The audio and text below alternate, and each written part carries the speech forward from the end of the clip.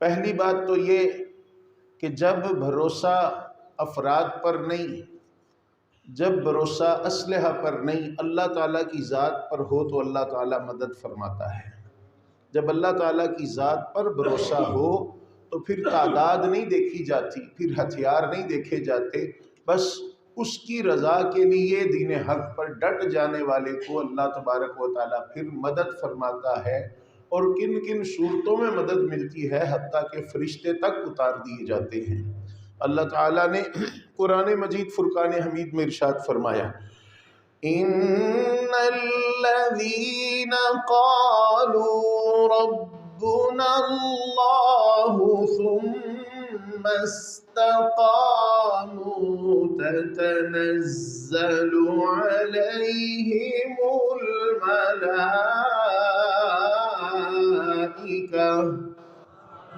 سبحان اللہ، بلند آواز سے کہہ دیجیے۔ اللہ تعالیٰ نے ارشاد فرمایا، وہ جنہوں نے کہا کہ ہمارا رب اللہ ہے، پھر اس پر ثابت قدم رہے، اس پر مضبوطی کے ساتھ کھڑے رہے، تو پھر کیا ہے، اللہ تبارک و تعالیٰ ایسے لوگوں کے لیے فرشتے نازل فرماتا ہے۔ اور وہ فرشتے آ کے کہتے کیا ہیں، اللہ تخافوا ولا تحزنوا، کہ تم خوف نہیں کرو اور ڈرو نہیں۔ تمہیں نہ کسی کا خوف کرنے کی ضرورت ہے اور نہ ہی ڈرنے کی ضرورت ہے، اور تمہیں اس جنت کی بشارت ہے، خوشخبری ہے جس کا تم سے وعدہ کیا گیا ہے۔ تو پہلی بات تو یہ کہ نبی پاک علیہ السلام کے صحابہ کرام نہتے تھے، تھوڑا سا ان کے پاس سامان تھا، لیکن ادھر 1000 کفار تھے، مگر اللہ تعالیٰ نے ان کو فتح عطا فرمائی۔ یہ 14 شہید ہوئے اور ادھر 70 کے قریب کافر مارے گئے، 70 کے قریب گرفتار کیے گئے، حتیٰ کہ ان کے بڑے بڑے سورما وہ صحابہ کرام نے مار گرائے۔ نبی مکرم شفیع معظم جان کائنات صلی اللہ علیہ وسلم کے صحابہ کرام کی جو سر و سامانی کا عالم ہے، وہ حفیظ جلندری صاحب نے اپنے رنگ میں بیان کیا ہے، تھے ان کے پاس 2 گھوڑے 6 زرہیں 8 شمشیریں، تھے ان کے پاس 2 گھوڑے 6 زرہیں 8 شمشیریں، بدلنے آئے تھے یہ لوگ دنیا بھر کی تقدیریں، بدلنے آئے تھے یہ لوگ دنیا بھر کی تقدیریں، اور یہ لشکر ساری دنیا سے انوکھا تھا، نرالا تھا، یہ لشکر ساری دنیا سے انوکھا تھا، نرالا تھا، کہ اس لشکر کا افسر پیاری پیاری کملی والا تھا، کہ اس لشکر کا افسر پیاری پیاری کملی والا تھا۔ تو یہ ان کا علم تھا۔ اور صحابہ کرام جن کے پاس تلواریں نہیں تھی نا، انہوں نے یہ کھجور کے ڈنڈے یہ ہاتھوں میں پکڑ لیے، اور میدان کی طرف جب روانہ ہوئے تو یہودی دکانوں پر بیٹھے ان پر ہنس رہے تھے اور باتیں کس رہے تھے، وہ یار اس سپر پاور کے ساتھ لڑنے جا رہے ہو جن کے پاس تم سے زیادہ اسلحہ، تم سے زیادہ افرادی قوت، جس کے پاس سب کچھ ہے، ان کے ساتھ تم لڑنے کے لیے جا رہے ہو، اور کیا ان سوٹوں کے ساتھ، ان ڈنڈوں کے ساتھ ان کا مقابلہ کرو گے؟ ان کی تلواروں کے سامنے ٹک کوئی نہیں سکتا، اور تم جو ہے یہ ڈنڈے لے کے نکل رہے ہو۔ تو صحابہ کرام کا جو جواب تھا وہ کیا تھا، نہ تیغ و تیر پر تکیہ، نہ خنجر پر، نہ بھالے پر، نہ تیغ و تیر پر تکیہ، نہ خنجر پر، نہ بھالے پر، بھروسہ ہے تو بس اس پیاری پیاری کملی والے پر۔ ہم نے کچھ نہیں دیکھا ہمیں کرنا کیا ہے، ہم نے صرف یہ دیکھا ہے رب کا محبوب کیا کہہ رہا ہے، ہم نے بس یہ دیکھا ہے۔ اگر ادھر 1000 کافر تھا لیکن آپس میں ملے ہوئے نہیں تھے، بٹکے ہوئے تھے، کیوں؟ ذات پات کے مسائل کو لے کر ان میں بڑا اختلاف تھا، یہ کام میں نہیں کروں گا، یہ کام فلاں کرے گا، یہ کام میرے لائق ہے، یہ میں کروں گا۔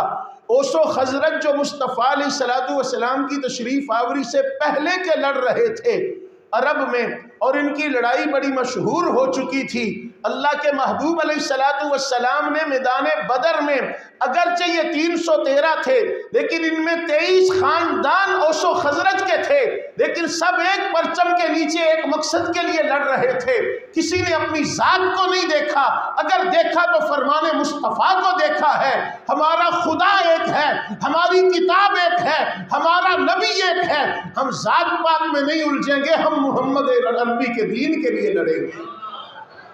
یہی اتحاد تھا ان کا جو اللہ تبارک و تعالیٰ نے ان کو فتح عطا فرمائی۔ آج ہم مسلمان کثیر تعداد میں ہوتے ہوئے بھی پستی کا شکار کیوں ہیں؟ یہی وجہ ہے، پہلے یہودیوں نے جب کفار نے دیکھا بدر میں کامیاب نہ ہو سکے، احد میں کامیاب نہ ہو سکے، یہ خندق میں کامیاب نہ ہو سکے، خیبر بھی یہودیوں کے ہاتھوں جب جاتا رہا، اب انہوں نے سازشیں شروع کی، مسلمانوں کا روپ دھار کر مسلمانوں کو توڑنے کی کوشش کی۔ اس کا نمونہ جو ہے حضرت عثمان غنی رضی اللہ تعالیٰ عنہ کی شہادت کی صورت میں ہمارے سامنے آتا ہے۔ نبی رحمت صلی اللہ علیہ وسلم کے صحابہ اکرام کو آپس میں لڑوایا گیا تو یہی بیچ میں یہودی جو سوچے تھی یہ کار فرما رہی، آج بھٹکتے بھٹکتے ہم یہاں تک آ گئے ہیں کہ ایک دوسرے کے پیچھے نمازیں بھی پڑھتے ہیں اور ایک دوسرے کو مسلمان بھی نہیں سمجھتے۔ جو ہمیں مشرک کہتے ہیں وہ ہمارے پیچھے نمازیں پڑھتے ہیں۔ تو بھائی آپس میں اتحاد کی ضرورت ہے۔ تو اتحاد کیسے ہوگا؟ جب ہمارا قرآن ایک ہے، جب ہمارا خدا ایک ہے، جب ہمارا نبی ایک ہے، تو پھر ادھر ادھر ذات پات کے جھگڑے کیوں ہیں؟ ہم مصطفیٰ علیہ السلام کے پرچم کے نیچے تمام امت مسلمہ اگر ایک ہو جائیں تو غزہ تو کیا، دنیا میں کسی مسلمان کا ایک بچہ بھی کافر نہیں قتل کر سکتے۔ صرف کیا ہے کہ اتحاد کی ضرورت ہے جو کہ ہمیں میدان بدر نے سبق دیا ہے۔ پھر میرے دوست، میرے عزیز، میرے محترم، بدر کے میدان میں اللہ کے محبوب علیہ السلام آپ جب پہنچے تو نبی پاک علیہ السلام آپ نے 1 یا 2 دن پہلے اپنی سواری کا حکم دیا، میری سواری تیار کرو۔ میں نے ابتدا میں عرض کی یہ نبی پاک علیہ السلام کی شان بتانے کا بھی دن ہے۔ سرکار نے فرمایا میری سواری تیار کرو، سواری تیار کی گئی۔ نبی پاک علیہ السلام جہاں جنگ ہونی تھی میدان میں تشریف لے آئے۔ نبی پاک علیہ السلام کے ہاتھ میں یا تو چھڑی تھی یا تیر تھا۔ اللہ کے محبوب علیہ السلام نے ایک خط کھینچا، سیدھی لکیر کھینچی، مسلم شریف کے اندر موجود ہے۔ نبی پاک علیہ السلام نے فرمایا ھذا مصرع فلان، یہاں ابو جہل کی لاش گرے گی۔ سرکار نے ایک اور خط کھینچا، سرکار نے فرمایا ھذا مصرع فلان، یہاں عتبہ گرے گا۔ ایک اور خط کھینچا، فرمایا ھذا مصرع فلان، یہاں شیبہ گرے گا۔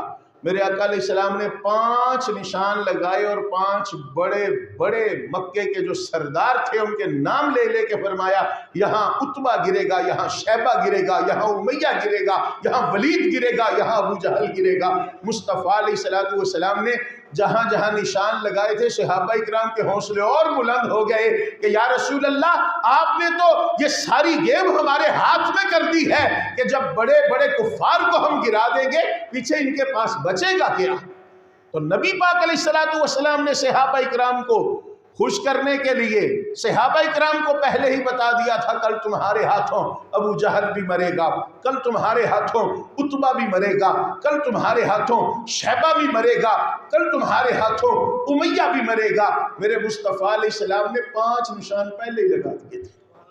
وہ کسی نے شاید اپنے رنگ میں اس کو بیان کیا ہے کہ کہاں مریں گے ابو جہل اور عتبہ و شیبہ، کہاں مریں گے ابو جہل اور عتبہ و شیبہ، میدان بدر کا نقشہ حضور جانتے ہیں، میدان بدر کا نقشہ حضور جانتے ہیں، اور اپنے آپ سے نہیں جانتے، تیری عطا سے خدایا حضور جانتے ہیں۔ نبی مکرم شفیع معظم جان کائنات صلی اللہ علیہ وسلم جب جنگ جس دن شروع ہوئی ہے اس سے کچھ پہلے صحابہ اکرام نے کیا کیا، نبی پاک علیہ السلام کے لیے ایک عریش تیار کیا گیا۔ مسجد عریش کے نام پر آج بھی میدان بدر میں مسجد موجود ہے۔ یہ وہی جگہ ہے جہاں نبی پاک علیہ السلام کے لیے خیمہ لگایا گیا، صاحبان سرکار کے لیے تیار کیا گیا۔ نبی پاک علیہ السلام کے صحابہ اب آپس میں بات کر رہے تھے، سرکار کے اس عریش کی حفاظت کون کرے گا، کون ہے اس کی حفاظت کرنے والا؟ حضرت سیدنا علی مرتضیٰ کرم اللہ وجہہ الکریم کوفہ کے منبر پر بیٹھ کر لوگوں سے پوچھ رہے تھے، من اشجع الناس، لوگوں میں سب سے بہادر کون ہے مجھے بتاؤ۔ لوگوں نے عرض کی، حضور آپ ہیں جنہوں نے خیبر میں بڑی جرت اور بڑی بہادری دکھائی اور اللہ تعالیٰ نے آپ کے ہاتھوں خیبر فتح کیا۔ آپ نے فرمایا ٹھیک ہے میں بہادر ہوں، لیکن مجھ سے بھی کوئی بڑا بہادر ہے، سب سے بڑا بہادر امت محمدیہ کا پوچھ رہا ہوں، وہ بتاؤ کون پوچھ رہا ہے؟ حضرت علی مرتضیٰ پوچھ رہے ہیں۔ ازالۃ الخفا کے اندر موجود ہے حضرت علی رضی اللہ تعالیٰ عنہ، آپ نے فرمایا میں بتاؤں سب سے بہادر کون ہے؟ جی بتائیے۔ فرمایا وہ میرا ابو بکر ہے، سب سے بہادر میرا ابو بکر ہے۔ حضرت علی پاک نے اس پر دو دلیلیں دی۔ ایک دلیل چونکہ موقع کی مناسبت سے وہ میں عرض کر دیتا ہوں، دلیل یہ دی کہ جب نبی پاک علیہ السلام کے لیے عریش تیار کیا گیا تو نبی پاک علیہ السلام کے اس صاحبان کی حفاظت کے لیے صحابہ اکرام میں جب مشورہ ہو رہا تھا کہ صحابہ نبی پاک علیہ السلام کے اس عریش کی حفاظت کون کرے گا، حضرت علی مرتضیٰ کرم اللہ وجہہ الکریم فرماتے ہیں مجھ جیسے ابھی سوچ رہے تھے، کیوں خدا نہ کرے 1000 کافر ہے اور وہ لڑنے کے لیے کس سے آئے ہیں؟ پورے عرب کے ساتھ لڑنے نہیں آئے، پورے مدینہ والوں سے لڑنے کے لیے نہیں آئے، فقط یہ 313 ہیں جن سے لڑنے کے لیے آئے ہیں، اور ان تمام کفار کا جو ٹارگٹ ہے وہ نہ تو ابو بکر کی ذات ہے، نہ عمر کی ذات ہے، نہ علی مرتضیٰ کی ذات ہے، نہ حضرت حمزہ کی ذات ہے، نہ بلال حبشی کی ذات ہے۔ اگر انہوں نے کسی کو ٹارگٹ کرنا ہے تو وہ اللہ کے محبوب کی ذات ہے۔ ہم فقط 313 ہیں اور وہ 1000 ہیں، خدا نہ کرے اگر وہ کامیاب ہو گئے اور قیامت تک ہم اس شاکان مصطفیٰ کو کیا جواب دیں گے کہ یہ کیا ہو گیا؟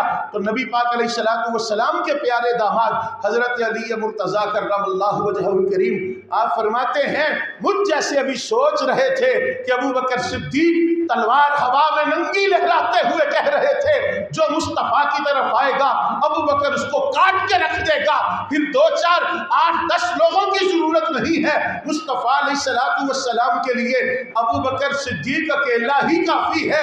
مصطفیٰ علیہ السلام کے آگے بڑھ کے کفار کا مقابلہ کروں گا، مصطفیٰ کے پیچھے رہ کے کفار کا مقابلہ کروں گا، اپنی جان دے دوں گا لیکن اپنے محبوب تک آنچ بھی نہیں آنے دوں گا۔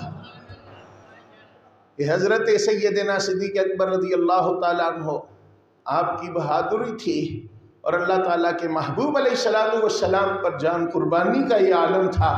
پھر میرے دوست، میرے عزیز، میرے محترم، وہ 1000 کافر کس سے لڑنے آئے تھے؟ نبی پاک علیہ السلام سے؟ صرف نبی پاک سے لڑنے آئے تھے یا ساتھ 313 صحابہ سے بھی لڑنے آئے تھے؟ کیوں جی؟ صحابہ بھی تو سامنے ہی تھے، صحابہ بھی تو سامنے ہی تھے۔ اب جو جنگ ہوئی ہے وہ صرف نبی پاک علیہ السلام سے ہوئی ہے یا ساتھ صحابہ اکرام سے بھی کافر لڑے ہیں؟ صحابہ سے بھی لڑے ہیں نا۔ تو حضرت علی مرتضیٰ کس طرف ہیں؟ صحابہ کی طرف۔ بولیے، حضرت علی مرتضیٰ کس طرف ہیں؟ صحابہ کی طرف ہیں۔ کفار میں اس وقت کوئی صحابی تھا؟ نہیں۔ لیکن ان صحابہ میں کوئی کافر تھا؟ نہیں۔ تو یہ سارے کے سارے کس لیے آئے تھے؟ یہ دین کی حفاظت کے لیے آئے تھے، اللہ کے محبوب علیہ السلام کے دین کی حفاظت کے لیے آئے تھے۔ جب صحابہ کرام کے ساتھ کفار لڑنے کے لیے آئے تو جب مقابلہ شروع ہوتا ہے تو سب سے پہلے جس ہستی کو صحابہ کرام کی حفاظت اور دین کی حفاظت کے لیے نکالا جا رہا تھا اس کا نام علی مرتضیٰ کرم اللہ وجہہ الکریم تھا۔ تو مجھے کہنے دو وہ صحابہ کرام پر بھونکنے والوں، تمہارا علی کے ساتھ کوئی تعلق نہیں۔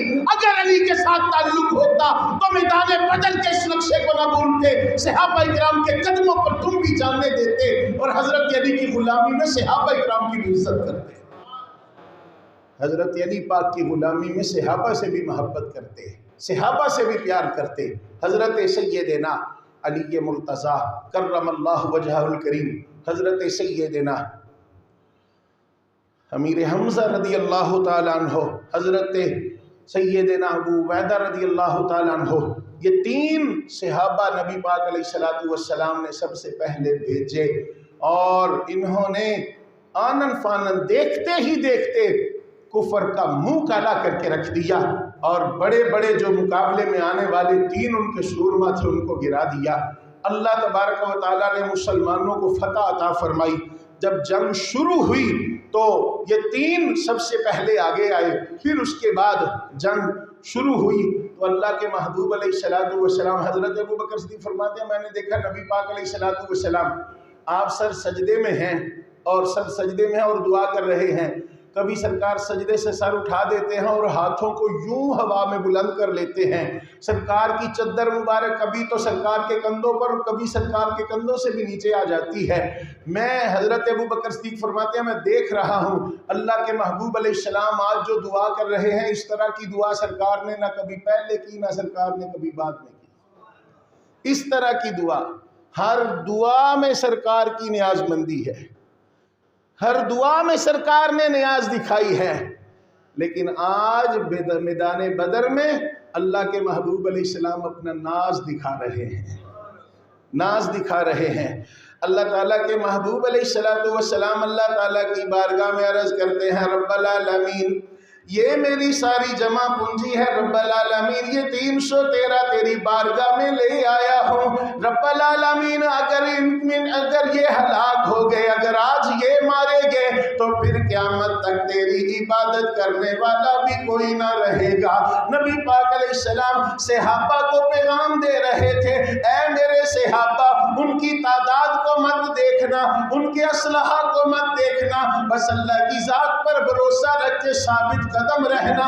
تم ثابت قدم رہو گے تو قیامت تک منبروں سے قال اللہ اور قال الرسول کی صدائیں بھی بلند ہوں گی۔ تم سلامت رہو گے تو قیامت تک مسجدوں میں اذانیں بھی ہوتی رہے گی۔ تم سلامت رہو گے، ثابت قدم رہو گے، سبحان ربی العظیم اور سبحان ربی الاعلیٰ کی صدائیں بھی بلند ہوتی رہے گی۔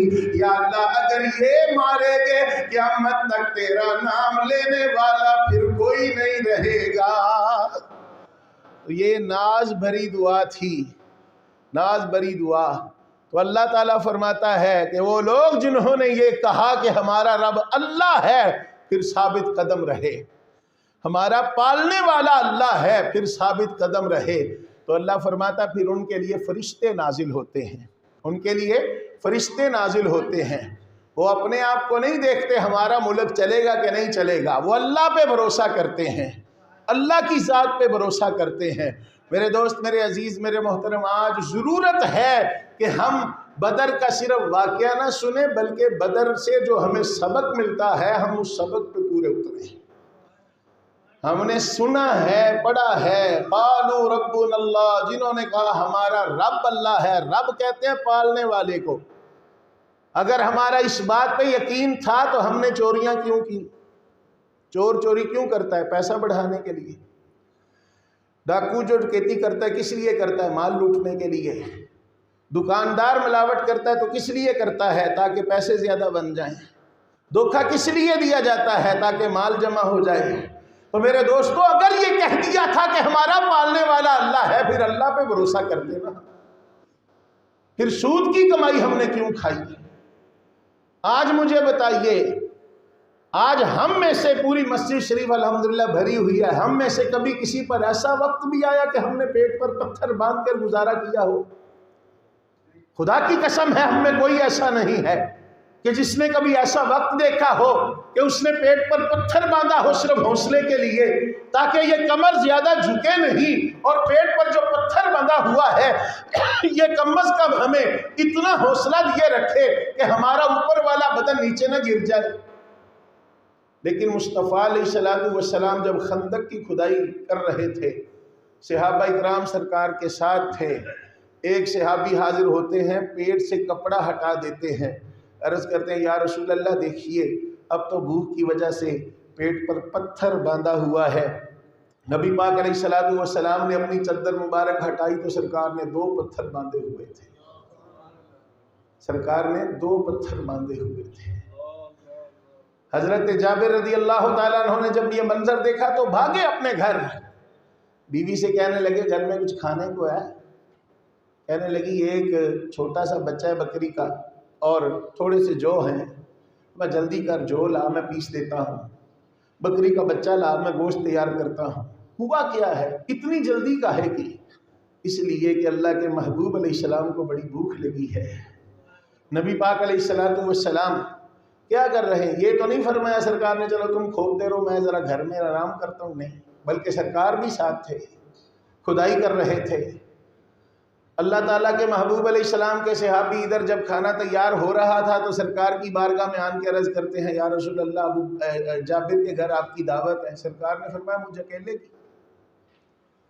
ان جملوں پہ غور کرنا، فرمایا مجھ اکیلے کی؟ نہیں یا رسول اللہ جسے آپ چاہیں۔ اب نبی پاک علیہ السلام نے یہ نہیں کہا کہ ٹھیک ہے، نبی پاک علیہ السلام نے یہ کیوں پوچھا کہ مجھ اکیلے کی دعوت کیوں لے رہے ہیں؟ سرکار ہمیں میدان جنگ میں بھی طریقہ سکھا رہے ہیں کہ جب دعوت نہ ہو تو فضول کسی کے گھر میں مت جاؤ۔ آج ہوتا کیا ہے، پیر صاحب کو دعوت ہوتی ہے، 5-7 تو مرید ہی ساتھ ہوتے ہیں جی، ایک پیر صاحب کا ناک صاف کرے گا، ایک پیر صاحب کا پسینہ پوجے گا، ایک پیر صاحب کو دبائے گا۔ وہ جس نے دعوت کی وہ بیچارہ بڑا کمزور، بڑا غریب، بڑا ماڑا سا ہوتا ہے۔ آج ہماری عادت بن چکی ہے، نہیں بھائی، نبی پاک علیہ السلام میدان جنگ میں بھی ہوں تو دین کی تبلیغ فرما رہے ہیں۔ فرمایا کیا مجھ اکیلے کی دعوت ہے؟ عرض کی نہیں آقا، جسے آپ فرمائیں۔ اب اجازت ہوگی جسے آپ فرمائیں، سرکار میں آ جاؤ، سارے آ جاؤ۔ خندق والے سارے ہی چلے گئے۔ سرکار نے فرمایا جابر جا جلدی کر، گھر جا کے اپنی بیوی سے کہنا ابھی روٹیاں بنانی نہ شروع کرے اور سالن ابھی پکنے دے، آگ پہ سالن رہنے دے، اس کو اتارنا نہیں آگ سے، ہم آ لیں۔ سرکار گھر تشریف لے گئے اور وہ کپڑا سرکار نے ہٹایا، آٹے کے اوپر جو دیا ہوا تھا سرکار نے اپنا لعاب دہن ملایا۔ بخاری شریف کے اندر حدیث پاک موجود ہے، سالن کی وہ ہنڈیا سے سرکار نے ڈھکن اٹھایا تو لعاب دہن ملایا۔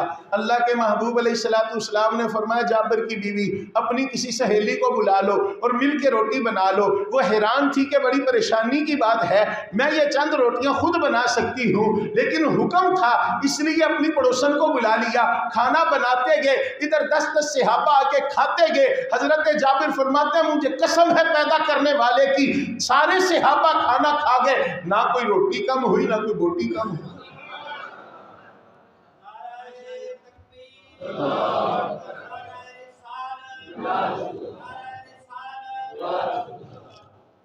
حضرت جابر رضی اللہ تعالیٰ عنہ آپ صحابی رسول ہیں، لیکن فرماتے ہیں کوئی چیز کم نہیں ہوئی۔ سرکار ان لوگوں کو بتانا چاہتے تھے محبوب کو اپنے جیسا مت سمجھنا، ہمارے تو لعاب میں بھی اتنی برکت ہے کہ ہمارا لعاب بھی جس چیز میں شامل ہو جائے اس میں برکت آ جاتی ہے۔ آج یہودی سوچ نے ہمیں چھوٹی چھوٹی باتوں سے الجھا دیا۔ لوگ کہتے ہیں جی وہ پھر کیا ہو گیا اگر کسی نے کہہ دیا نبی پاک ہمارے جیسے ہی ہیں، ہو سکتا ہے وہ ٹھیک کہہ رہا ہو۔ پھر ٹھیک ہے، اگر اتنی بات ہے جھگڑنے کی تو کوئی ضرورت ہی نہیں ہے۔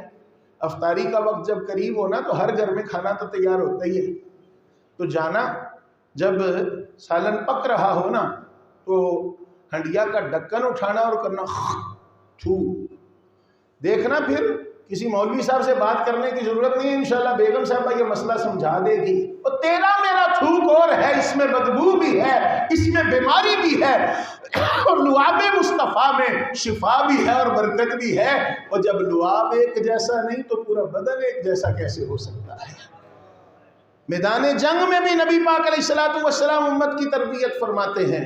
یہی بدر کا میدان ہے. نبی پاک علیہ الصلوۃ والسلام کے ہاتھ مبارک میں تیر ہے.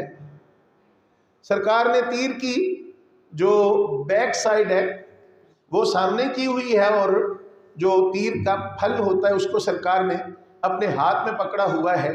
اللہ کے محبوب علیہ السلام صف سیدھی فرما رہے ہیں.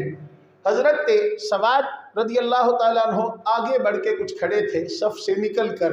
اللہ کے محبوب علیہ السلام نے نا پیٹ پر ہلکا سا یوں کیا، فرمایا استوے یا سواد، میں سواد لائن میں ہو، بالکل سیدھا کھڑا ہو، استوے سیدھا کھڑا ہو.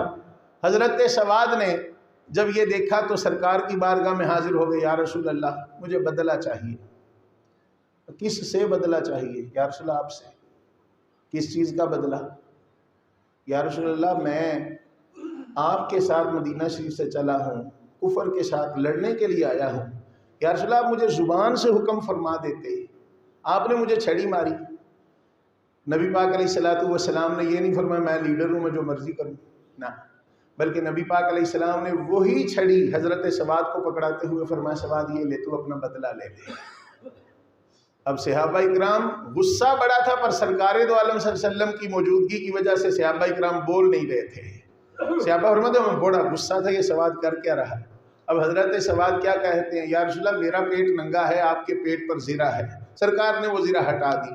اللہ کے محبوب علیہ الصلوۃ والسلام نے جب اپنا پیٹ ننگا کیا نا تو حضرت سواد نے تیر چھوڑا اور مصطفیٰ علیہ الصلوۃ والسلام کے سینے کے ساتھ چمٹ گئے. عرض کی یا رسول اللہ میں قربان، میرے ماں باپ قربان، میری کیا اوقات آپ سے بدلہ لوں. یا رسول اللہ ادھر 1000 کا لشکر کفار ہے، مجھے یہ ہے کہ پتہ نہیں میں اس جنگ میں گھر واپس جا پاؤں گا کہ نہیں. یا رسول اللہ پہلے جب یہ چاہت تھی لیکن آج یہ چاہت بڑھ گئی، پتہ نہیں دوبارہ آپ سے ملاقات ہو کہ نہ ہو. یا رسول اللہ میں اپنے جسم کو آپ کے جسم سے مس کرنا چاہتا تھا تاکہ برکت مل جائے اور اللہ تعالیٰ اس کے صدقے مجھے جنت عطا کرے. یہ محبت تھی صحابہ اکرام کی. میرے دوست، میرے عزیز، میرے محترم، آج ہمیں ضرورت ہے کہ ہم نبی پاک علیہ الصلوۃ والسلام کے نقش قدم پر چلیں. آج اللہ تبارک و تعالیٰ کے محبوب علیہ الصلوۃ والسلام کے دین پر پہرا دینے کی ضرورت ہے. آج ہمیں ضرورت ہے کہ ہم اس دین کے محافظ بنیں. تو دین کے محافظ ہم کیا بنیں گے؟ ہم تو اللہ تعالیٰ معاف فرمائے خود دین کی جڑیں کاٹنے والے ہیں. ہاں، خود دین کی جڑیں کاٹنے والے ہیں. یہ جب سے رمضان شریف آیا ہے، جب سے رمضان شریف، اور یہ آج کی بات نہیں ہے، سال ہر سال سے یہ پنگا چلا آ رہا ہے. کیا ہے جی؟ ہر فرقے کا مولوی بٹھا دیا جاتا ہے ٹی وی پہ، اور پھر ان کے آپسی میں چھوٹے چھوٹے اختلافات وہ جناب عوام کے سامنے، تاکہ لوگوں کو پتہ لگے مولویوں نے آپس نہیں بانٹ دی، اسی اپنا بچہ کیوں داخل کریں گے. دین سے دوری کا سبب یہ چیزیں، اور ہم سمجھتے ہیں دین کی خدمت ہو رہی ہے، خاص خدمت ہو رہی ہے. یہ نبی پاک علیہ الصلوۃ والسلام نے ارشاد فرمایا تھا اختلاف امتی رحمت، میری امت کے کچھ اختلاف ایسے ہیں جو امت میں رحمت ہیں. نبی پاک علیہ الصلوۃ والسلام جب غزوہ احزاب سے سرکار فارغ ہوئے اور نبی پاک علیہ الصلوۃ والسلام اپنی زرہ مبارک اتار رہے تھے، یہ جہادی سامان خود وغیرہ اتارنے لگے تو حضرت جبریل آ گئے، اور جو اس وقت اس لباس میں تھے. یا رسول اللہ ابھی تو حکم نہیں آیا، ابھی تو حکم نہیں آیا ہتھیار پھینکنے کا، ابھی تو حکم نہیں آیا زرہ اتارنے کا. یا رسول اللہ ابھی تو اور کام باقی ہے. اللہ کے محبوب علیہ السلام نے فرمایا صحابہ نماز عصر جو ہے وہ میدان میں جا کے ادا کرنی ہے، ایک مقام معین ہو گیا وہاں جا کے ادا کرنی ہے. اب صحابہ اکرام، مطلب یہ تھا کہ جلدی نکلو اب اس میدان کی طرف. صحابہ اکرام اب کیا کر رہے ہیں؟ نماز عصر کا وقت بہت تنگ رہ گیا، جب مغرب کا وقت شروع ہونے والا تھا اور یہ مکروہ وقت شروع ہونے والا تھا، تو بعض صحابہ کہہ رہے تھے کہ اصل میں نبی پاک علیہ السلام نے جو فرمایا ہے وہ اس لیے فرمایا تاکہ جلدی وہاں پہنچا جائے. تو بعض کہہ رہے تھے ہمیں سورج ڈوب جائے اپنا اثر ہوتے ہی پڑھنی، کیونکہ نبی پاک فرمایا اثر ہوتے پڑھنی. اب صحابہ اکرام میں اختلاف ہو گیا، بعض نے تو وہی نماز ادا کر لی، لیکن بعض نے وہاں جا کے نماز ادا کی. سرکار کی بارگاہ میں عرض کی یا رسول اللہ کچھ نے رستے میں نماز پڑھ لی، کچھ نے یہاں آ کے پڑھی. سرکار نے فرمایا دونوں نے ٹھیک کیا. اب عام لوگوں کو کیا پتا چلے گا کہ یہ جو اختلاف ہے اس میں دونوں ہی ٹھیک ہے. چھوٹے چھوٹے اختلافات اور جتنی یہ رمضان ٹرانسمیشن چلتی ہے، مجال ہے کسی ایک مقرر نے، کسی ایک مذہبی سکالر نے فلسطین کے حق میں آواز بلند کی ہو؟ مجال ہے؟ نہیں۔ کیوں؟ کس لیے؟ اس چیز کے پیسے دیے جاتے ہیں، اس چیز کے پیسے دیے جاتے ہیں۔ بر صغیر میں شاہ ولی اللہ محدث دہلوی رحمۃ اللہ تعالیٰ علیہ کے پوتے سے لے کر آج تک کچھ ایسے لوگ حکومت خریدتی آئی ہے جنہوں نے عام جو لوگ ہیں جن میں دینی مسائل رائج ہیں ان کو ختم کرنے کے لیے کوئی نئے فتنے، نئے سے نیا فتنہ اجاگر کرنا ہوتا ہے۔ اللہ تبارک و تعالی ہدایت عطا فرمائے۔ میرے دوست، میرے عزیز، میرے محترم، اگر دین کی خدمت کرنا چاہتے ہو تو پھر اس دین کے ساتھ نفرت نہیں، محبت کرو۔ جو دین کہتا ہے اس پر عمل کرو، اس دین کے ساتھ پیار کرو۔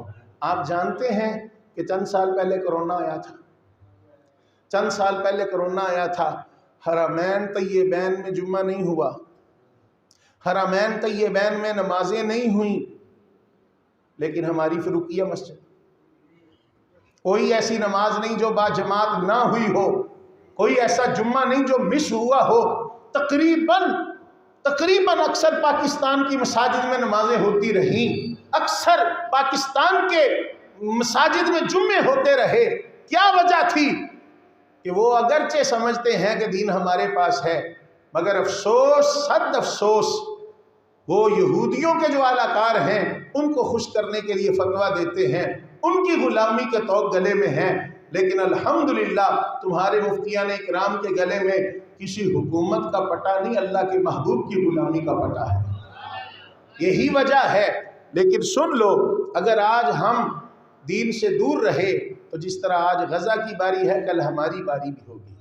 آج ہمیں ضرورت ہے متحد ہوں، آج ہمیں ضرورت ہے کہ ہم اپنے آپ کا حساب کریں۔ یہ تو ہم دیکھتے ہیں کہ 17 روزے گزر گئے، تو یہ بھی تو دیکھیں کہ یہ رمضان ہم نے گزارا کیسے ہے، یہ رمضان ہم نے گزارا کیسے، یہ بھی تو تھوڑا سا دیکھیں ہم۔ تو میرے بھائیوں، یہ 20 تاریخ کو مساجد میں لوگ اعتکاف بیٹھیں گے، تو جو حضرات یہ دوستوں کے ساتھ پکنک منانے کے لیے جاتے ہیں، سیر و تفریح کے لیے جاتے ہیں، ہفتہ 10 دن وہاں بھی تو لگاتے ہیں، تو کوشش فرمائیں نا ان دوستوں سے ہٹ کے اللہ کے ساتھ دوستی کریں نا، اللہ کے پڑوسی بنیں۔ کوشش کریں مسجد شریف میں اعتکاف کرنے کی۔ وہ جس کا گھر دور ہے کوئی بات نہیں، کھانا میں اپنے گھر سے بنوا دوں گا۔ تو کہتا نہیں سحری افطاری میں اپنے گھر سے کھانا نہیں، میں اپنے گھر سے بنوا دوں اور اپنے پیسوں سے اور میلاد شریف کے پیسوں سے بنا دوں گا اپنے گھر سے۔ لیکن کوشش کریں، کوشش کرنے سے سب کچھ ہوگا۔ اللہ تبارک و تعالی ہم سب کو نبی پاک علیہ الصلوۃ والسلام کے اسوہ حسنہ پہ عمل کرنے کی توفیق عطا فرمائے۔ وآخر دعوانا الحمد للہ رب العالمین۔